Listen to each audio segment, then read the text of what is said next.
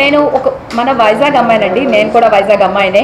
South side నుంచి హైదరాబాద్ వెళ్ళి first Gemini టీవీలో యాంకర్గా చేసి తర్వాత అంటే ఎన్టీవీ, టీవీ9 ఇవన్నీ చేసుకుంటూ తర్వాత సీరియల్స్లోకి వెళ్ళిన తర్వాత నెక్స్ట్ ఒక మూవీ ప్రొడ్యూస్ చేద్దాం అంటే ఆఫ్టర్ మ్యారేజ్ తర్వాత మూవీ ప్రొడ్యూస్ చేశాను. హీరోయిన్గా యాక్ట్ చేశాను అందులోని. ఆ తర్వాత నార్మల్లీ కోవిడ్ వచ్చిన తర్వాత అందరూ గ్యాప్ తీసుకున్నారు, మీడియా వాళ్ళందరం గ్యాప్ తీసుకున్నాము.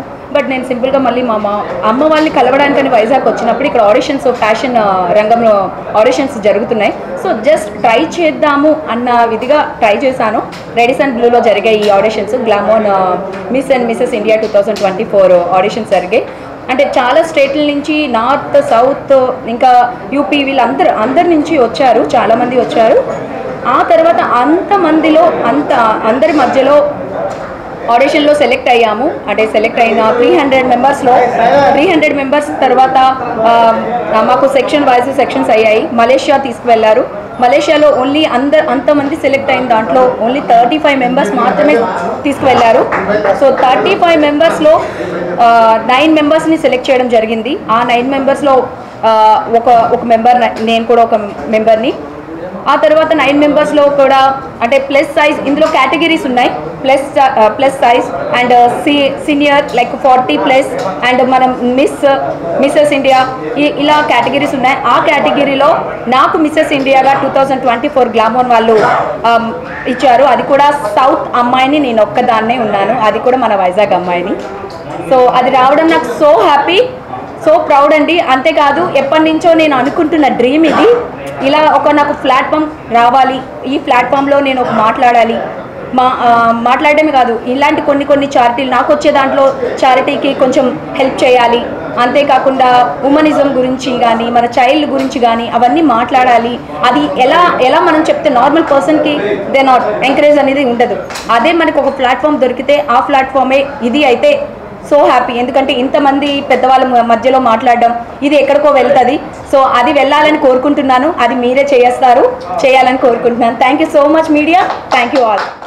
ఈ గ్లామోన్ మిస్సెస్ ఇండియాలో హేమలత రెడ్డి తీసుకున్న అంటే తను చెప్పిన మాటలు ఎందుకు మిస్సెస్ ఇండియాగా తను అవతరించారు అని అడిగినప్పుడు, మామ నేను మాట్లాడిందంతా కూడా మన భారతీయ సంస్కృతి సంప్రదాయం కోసం, మన భారతీయ సంస్కృతి సంప్రదాయం ఎక్కడ లేనంత అద్భుతంగా ఉంటుంది, దాన్ని ముందుకు తీసుకెళ్ళడానికి నేను ఇంకా కృషి చేస్తానని చెప్పారు. Really thank you very much madam.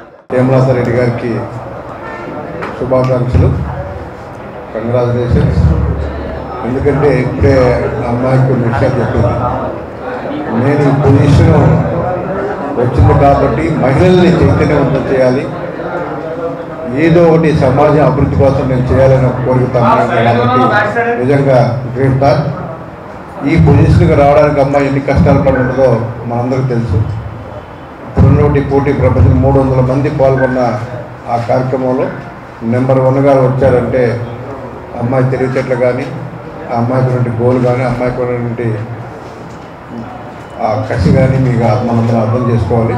భవిష్యత్తులో ఇంకా ఎన్నో ఉన్నతమైన శిఖరాలు అందుకోవాలని, ముఖ్యంగా విశాఖపట్నంలో రానున్న రోజులు ఒక సినీ ఫీల్డ్ కానీ, ఒక ఫ్యాషన్ ఫీల్డ్ కానీ అభివృద్ధి జరగబోతుంది. కాబట్టి ఇలాంటి కార్యక్రమాల ద్వారా ఇంకా ఎంతో మేలు జరుగుతూ ఉంది.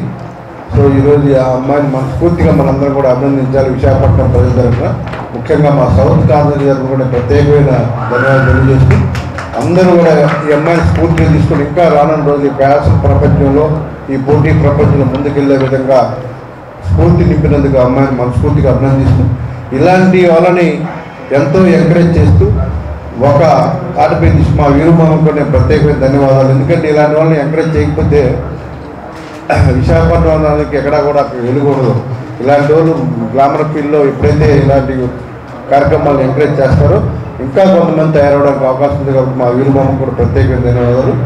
హేమలత రెడ్డి గారు ఉన్నతమైన శిఖరాలు ఇంకా అందుకోవాలని మనస్ఫూర్తిగా కోరుకుంటున్నాను. Thank you.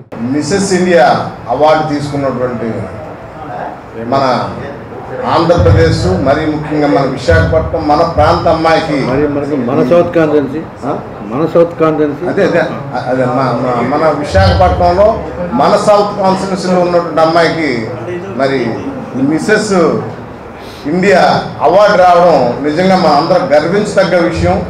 ఇప్పుడు చాలామంది ఏమనుకుంటారంటే అంత ఆసామాషిగా ఆ అవార్డు వచ్చేసేది కాదు. ఎందుకంటే అది ఎంతో కష్టపడి ఎంతో సాధన చేసి ఆ ఆహార నియమాలు పాటించి తిండి కూడా సరిగ్గా తినకుండా కరెక్ట్గా తిండి కూడా సరిగ్గా తినకుండా దానికోసం కృషి చేస్తేనే ఆ అమ్మాయికి ఈరోజు ఈ అవార్డు రావడం.